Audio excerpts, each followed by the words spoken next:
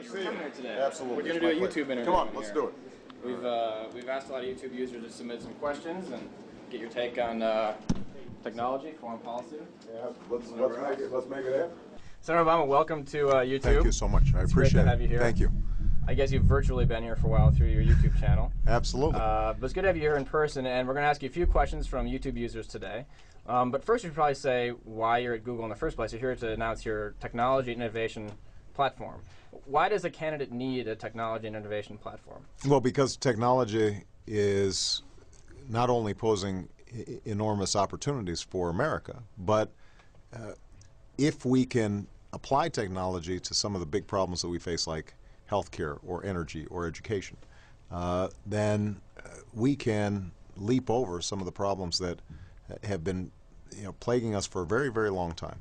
And one of the things that I've seen is that technology gets pushed aside as something separate from some of these other problems, when in fact it gives us an opportunity to really make progress that we haven't seen in a very long time. Now, you've used technology a lot in your campaign, YouTube channel, MySpace profile, and a lot of stuff on your own side as well. In fact, I was reading you had over 15,000 policy ideas submitted to your website from average voters across America.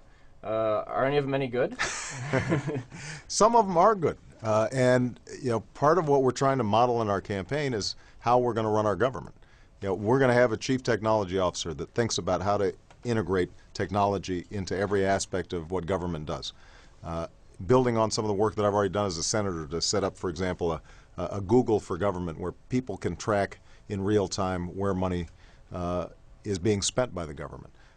We're trying to model transparency and so that people can watch what we're doing during the course of a campaign. We want them to be able to watch what we're doing when I'm in the White House. So if you're in the White House, do you think you'll start a White House YouTube channel? I haven't thought of it that way, but here's what I have said. We're going to have sort of 21st century fireside chats where I'm speaking directly to the American people through video streams, because it allows me to interact directly in a way that I think will enhance democracy and strengthen our government. Well, speaking of fireside chats, we've had some users submit questions virtually on YouTube. A lot of them about foreign policy, and this first one comes from a user who calls himself the Feaster Bunny. I don't know why, but that's his username, and you can just check it out right up there. Hello, Senator Obama.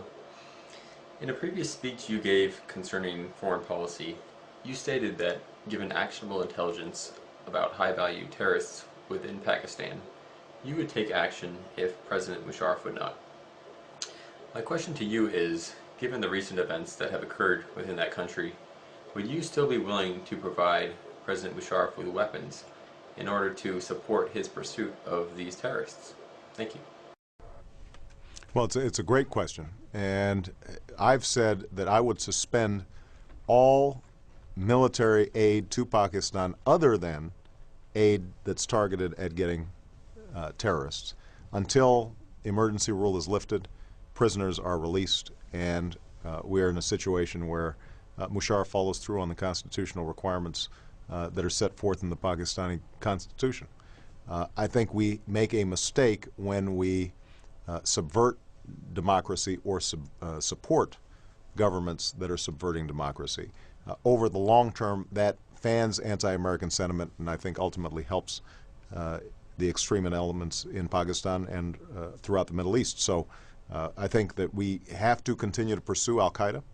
I think that we should help Musharraf if he's willing to do so, but we can't ignore the fact that he's rounded up thousands of people who simply are pursuing their democratic aspirations.